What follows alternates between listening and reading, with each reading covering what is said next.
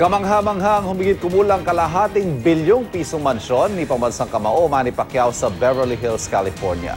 Bakit nga ba umabot sa ganong halaga ang mansyon? Mula sa Los Angeles, California, yan ang sasagutin ni Mark Zambrano. Sa entrada pa lang ng bagong bahay ni Congressman Manny Pacquiao dito sa Summit Circle sa Beverly Hills, California, kita na ang engranding disenyong kanyang nagustuhan. Ang Summit Circle ay isang exclusive gated community na itinayo sa mga burol ng Beverly Hills. Nagkakahalaga ng $11 million ang bagong tahanan ng pamilya Pacquiao dito sa Beverly Hills, California. Dahil itong pag-aari ni Puff Daddy Combs. At kung makikita nyo sa aking likuran, bawat kwarto may tinatagong special feature. Gawa sa rare na travertine tiles ang lapagsasala at receiving area ng bahay.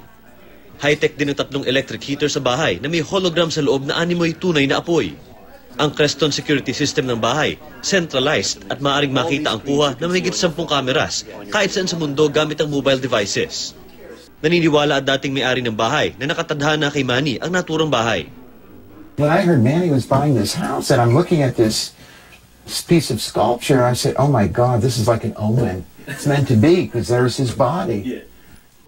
Ang screening room ng bahay na kasya ang 30 katao, nagkakahalaga ng $250,000. May coffee machine, hotdog machine, popcorn maker at pinball machine pa. Remote control din ang mga blinds. Centralized din ang music sa loob at labas ng bahay.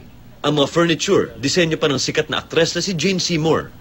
At ang swimming pool, salt water ang tubig at naiiba pa ang kulay at temperatura ng tubig. Balak ng pamilya Pacquiao na lumipat sa bahay simula sa Abril. Mula dito sa Los Angeles, California. Para sa unang balita, Mark Zambrano reporting.